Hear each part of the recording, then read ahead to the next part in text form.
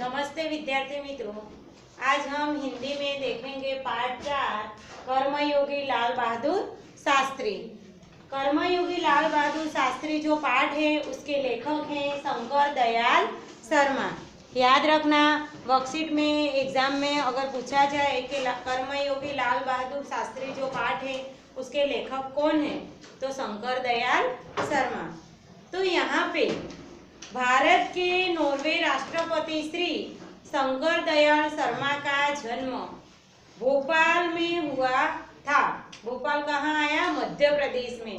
उनका जन्म स्थल कहाँ है तो भोपाल में। आपकी आरंभिक शिक्षा मध्य प्रदेश में हुई। आगे की पढ़ाई आपने क्रमशः आगरा, इलाहाबाद तथा लखनऊ विश्वविद्यालय में की तथा एमए, एलएलबी की उपाधियां प्राप्त की। बाद में कैम्ब्रिज विश्वविद्यालय से पीएचडी की उपाधि अर्जित की और वहां पर 1 वर्ष तक प्रवक्ता रहे। तत्पश्चात भारत लौटकर आप राजनीति में सक्रिय हुए। विधायक और सांसद के रूप में आरंभ हुई आपकी राजनीतिक यात्रा राज्यपाल, उपराष्ट्रपति और राष्ट्रपति के सर्वोच्च पद पर जाकर समाप्त हुई। हिंदी और अंग्रेजी दोनों भाषाओं में आपने अनेक पुस्तकें लिखी, जिनमें से कुछ इस प्रकार हैं: देशवाणी, हमारे पथ प्रदर्शक, प्रतिष्ठित भारतीय तथा हमारे चिंतन की मूल धारा। कर्मयोगी लाल बहादुर शास्त्री रेखांचित में लेखक शास्त्री जी के व्यक्तित्व का विश्लेषण करते हुए यह निष्कर्ष प्रस्तुत करते हैं कि अपनी कर्मठता के गुण के कारण लाल बहादुर शास्त्री एक अति सामान्य परिवार से उठ करते हुए यह निष्कर्ष प्रस्तुत करते हैं कि अपनी कर्मठता के गुण के कारण लाल बहादुर शास्त्री एक अति सामान्य परिवार से उठकर देश के प्रधानमंत्री पद तक पहुँचे। वे कर्म को ही ईश्वर मानते थे, अपने कर्मों को ही ईश्वर मानते थे। कर्म के प्रति अटल आस्था एवं संपूर्ण समर्पण उनके जीवन विकास का मूलधारा था। इस इकाई में समिष्ट मूल्य, समर्पण भावना, कर्तव्य निष्ठा, कर्मठता, सेवा, ये प्रश्न पूछा जाएगा कि इस इकाई में समाविष्ट मूल्य कौन से हैं तो समर्पण भावना, कर्तव्य निष्ठा, कर्मठता और सेवा। तो यहाँ पे शास्त्री जी के नाम के साथ कर्मयोगी विशेषण जोड़ना बिल्कुल उपयुक्त है। उपयुक्त यानी कि उचित है। उपयुक्त का अर्थ क्या होता है? उचित।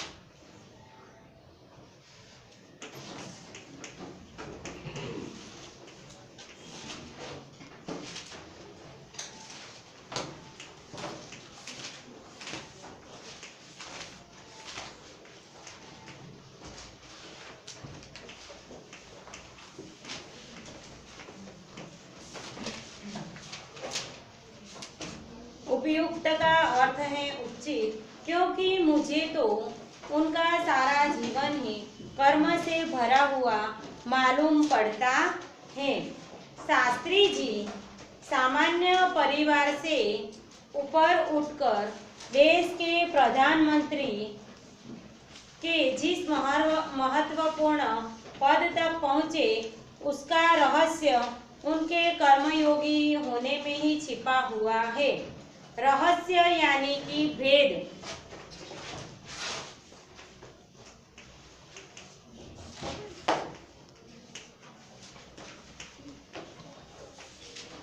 रहस्य यानी कि भेद।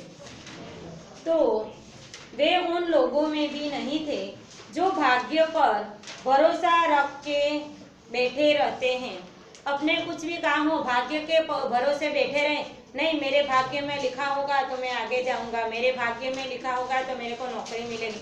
अगर पढ़ोगे ही नहीं तो नौकरी कहाँ से मिलेगी? उसके लिए भी हमें कर्म तो करने चाहिए ना। यही बता रहे हैं कि वे उन लोगों में भी नहीं थे जो भाग्य के भरोसा करके बैठे रहते हैं और अचानक कभी सफलता मिल जाती है, बल्कि वे उन लोगों में से थे जिनको अपनी हथेली की लकीरों के बजाय यानी कि बदले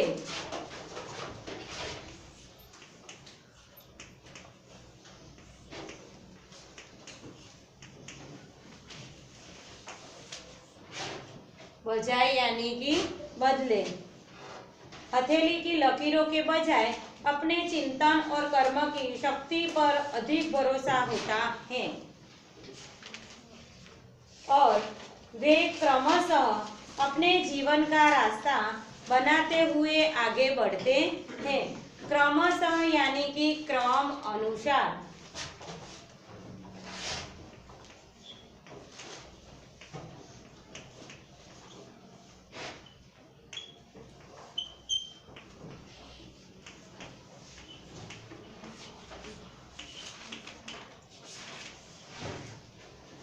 क्रमशः यानी कि क्रम अनुसार अपने जीवन का रास्ता बनाते हुए आगे बढ़ते हैं।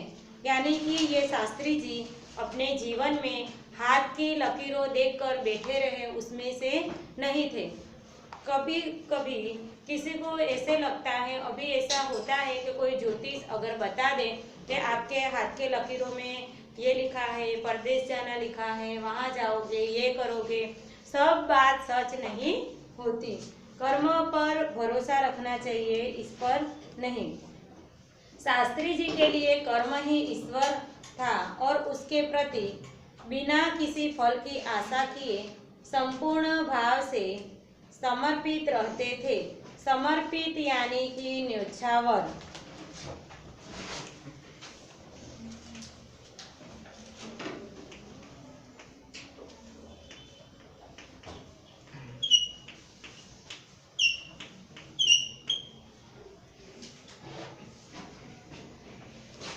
समर्पित का अर्थ है न्योछावर। तो यहाँ तक कि जब भी उन्हें फल की प्राप्ति के अवसर मिले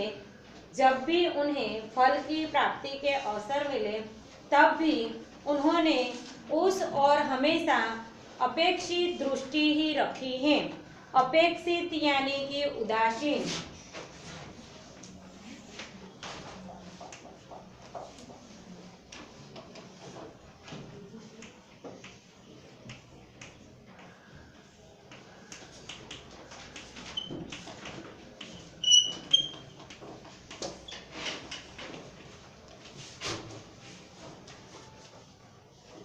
उन्होंने उस और हमेशा अपेक्षित दृष्टि ही रखी है।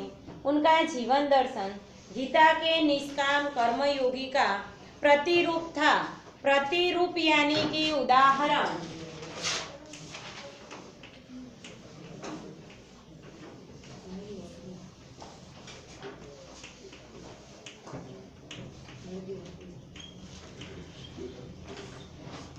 प्रतिरूप का अर्थ होता है उदाहरण। तो गीता के निष्काम कर्मयोगी का प्रतिरूप था, उदाहरण। इसीलिए मैं समझता हूँ कि उन्हें केवल कर्मयोगी के बजाय निष्काम कर्मयोगी कहना कहीं अधिक उपयुक्त होगा। अपने उद्देश्य के प्रति दृढ़ आस्था, उस उद्देश्य को प्राप्त करने के लिए कर्म का भाव था, उस कर्म के प्रति संपूर्ण समर्पण, ये तीन बातें मुझे उनके संपूर्ण चरित्र तथा जीवन दर्शन में दिखाई पड़ती हैं। आस्था यानी कि श्रद्धा।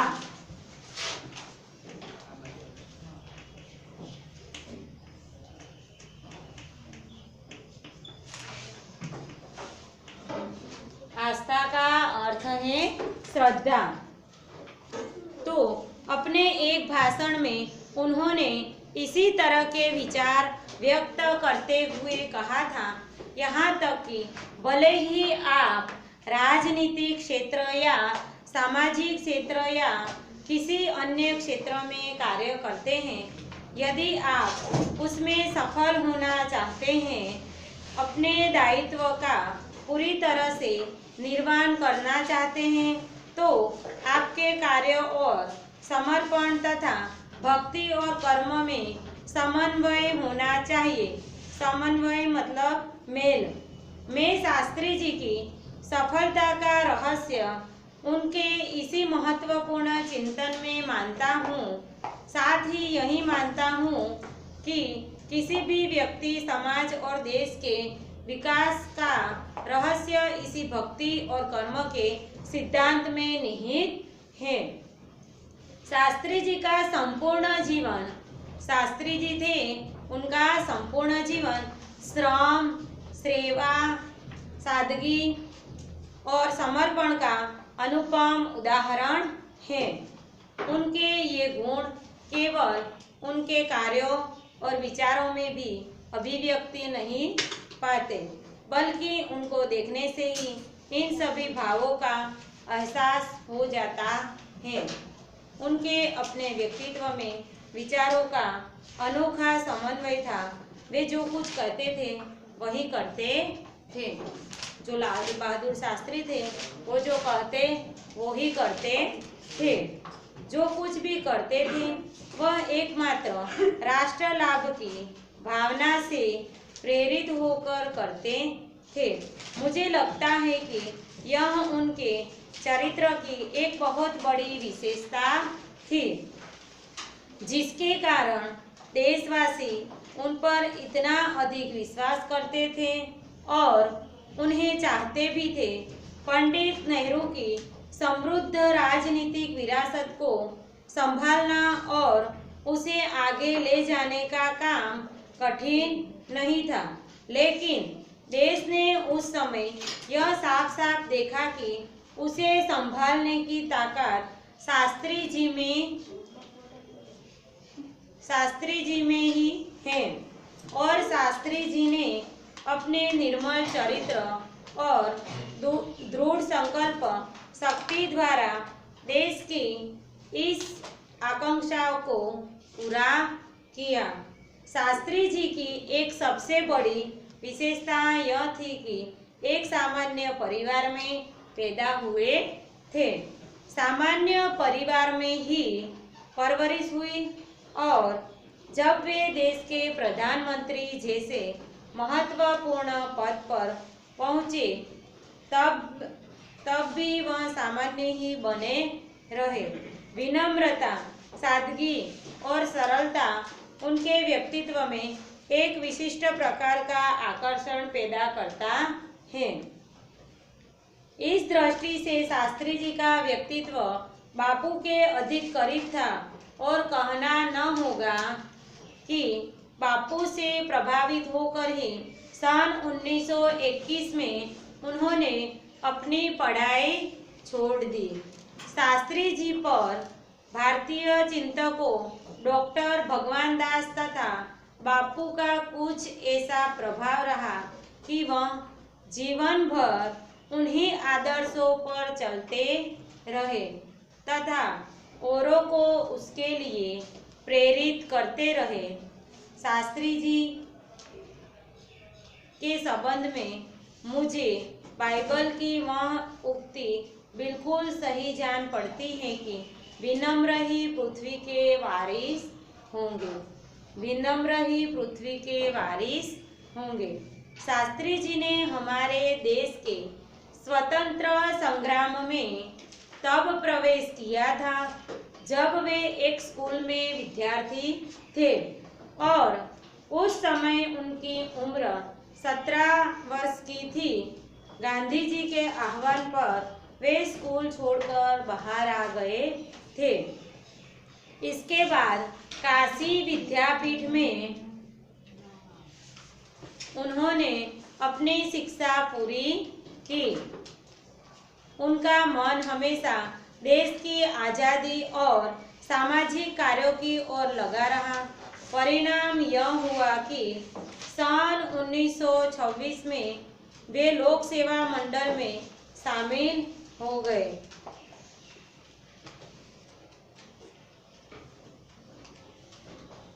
जिसके वे जीवन भर सदस्य रहे।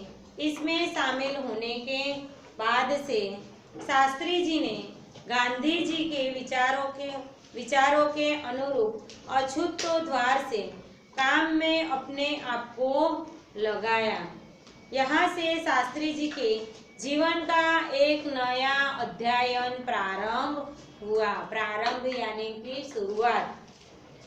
सन 1930 में जब नमक कानून तोड़ो आंदोलन शुरू हुआ तो शास्त्री जी ने उसमें भाग लिया था, जिसके परिणाम स्वरूप उन्हें जेल जाना पड़ा।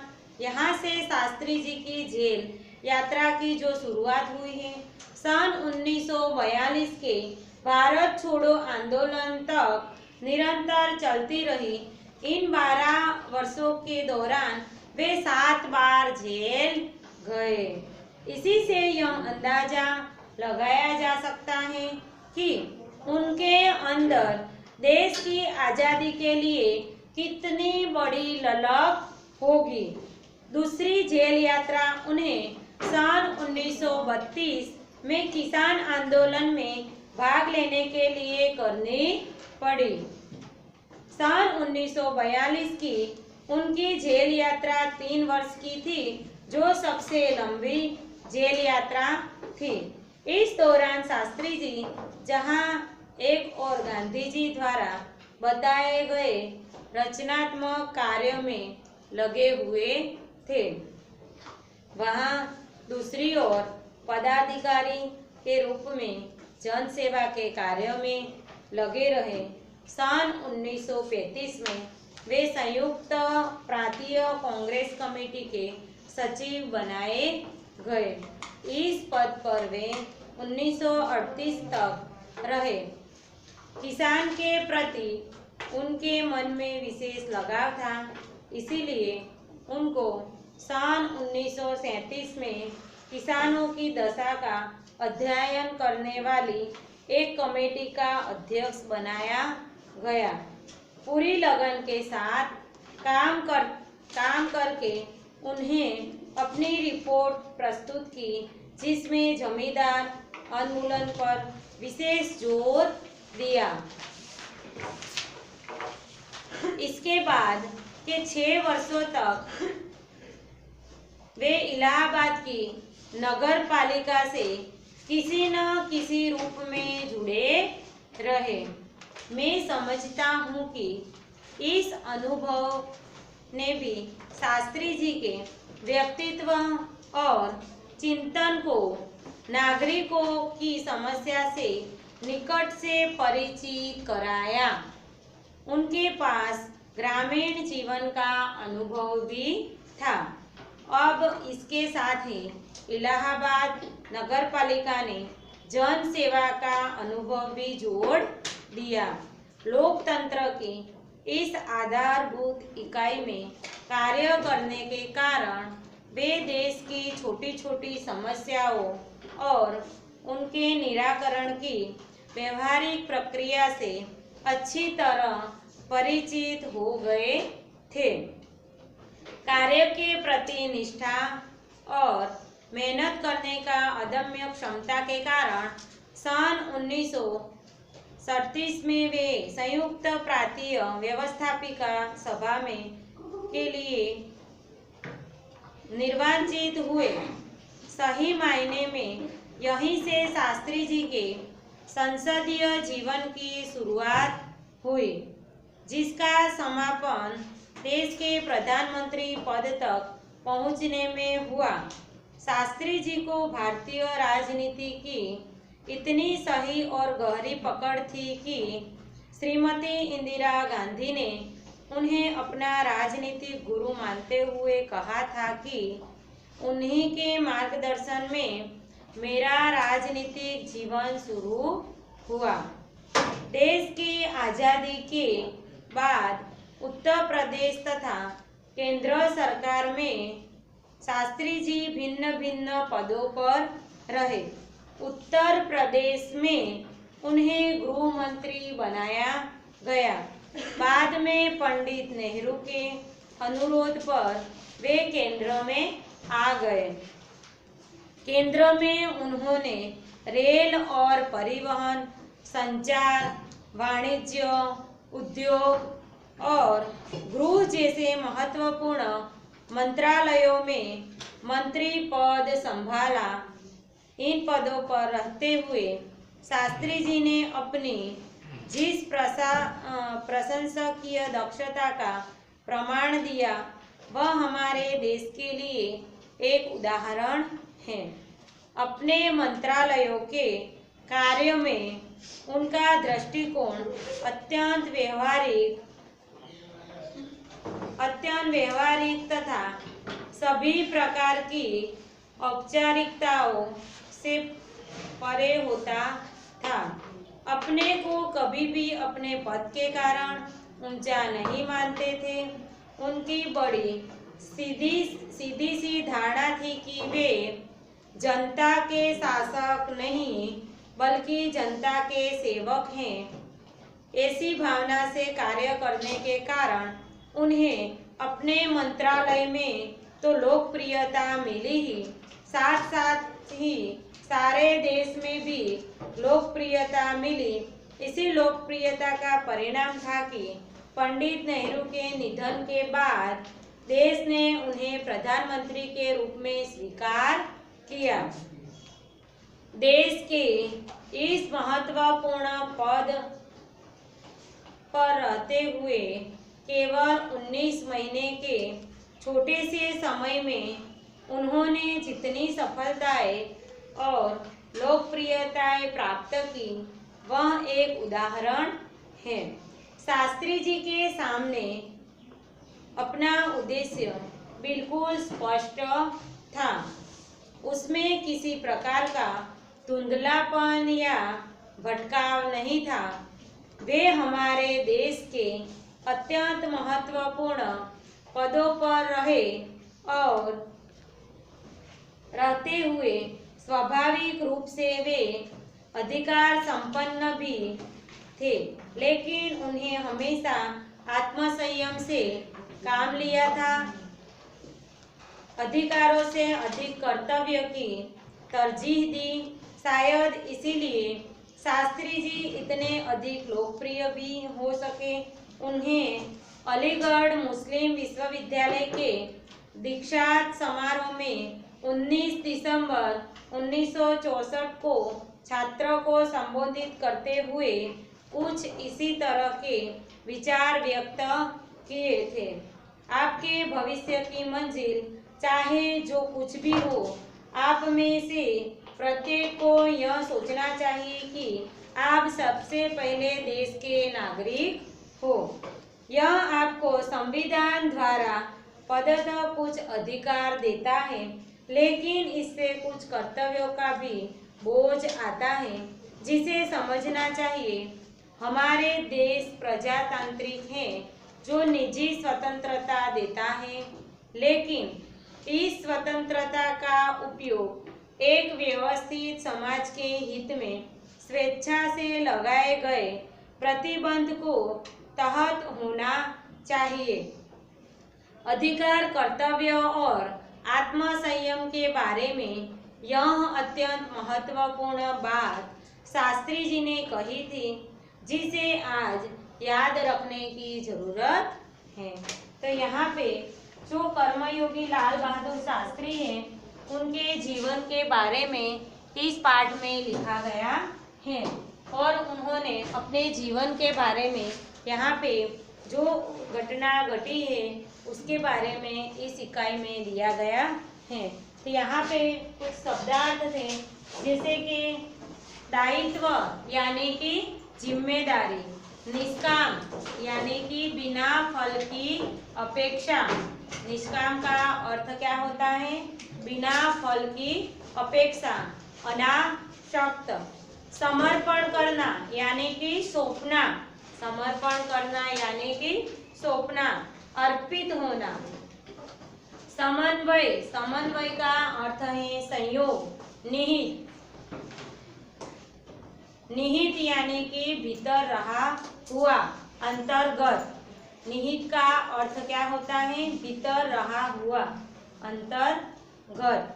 आस्था, आस्था का अर्थ है श्रद्धा, विश्वास।